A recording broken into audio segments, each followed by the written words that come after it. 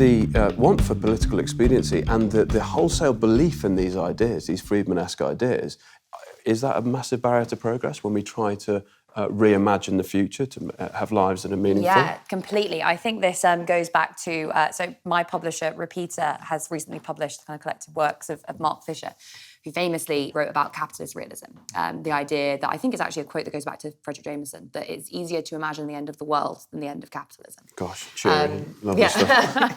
And for a long time, that was really, as I was explaining before, you know, that period between 1989 and 2007 when history was over, there was no alternative, capitalism had won, things could only get better.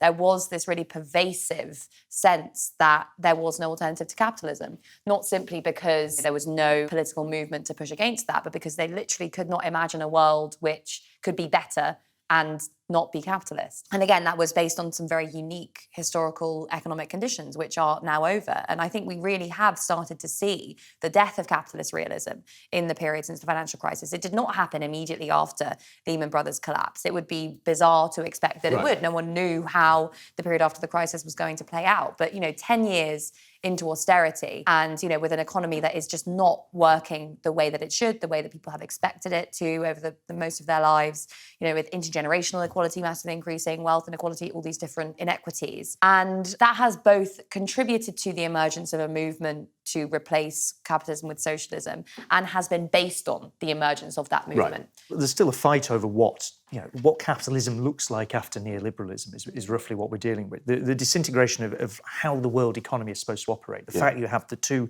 largest economies on the planet going ding-dong at each other over a trade war, over really quite a weird trade war. It's often about intellectual property and all sorts of other things. So that's neoliberalism as a big global organising thing, really crumbling away in front of us. The space is there to organise different things, but how it gets organised and for whom it gets organised is the question to get into. Donald Trump has his own version of what that organisation looks like. It would not be one that I'd support and Grace supports and lots of other people support. But Bernie Sanders has that vision also. Well, it's a different vision of it. It's like the vision is either, you know, we are going to sort of hyper-excited national capitalism that will work very definitely for a few people at the top and maybe that'll turn into something everybody else and here's a bunch of racism to make it all look fair. Bernie Sanders has something quite different to that. And I think what you've got with Jeremy Corbyn's Labour in Britain is something quite different to that as well, much closer to Bernie Sanders and saying actually we can make the economy, to coin a phrase, work for the many, not the few. And that's what we need to get to. And climate change, yes, the overwhelming problem you run up against, the bit that accelerates all of this, the bit that forces all these questions in a really dramatic way is the fact we now have to deal with a world that's visibly and obviously getting warmer and all the consequences of that.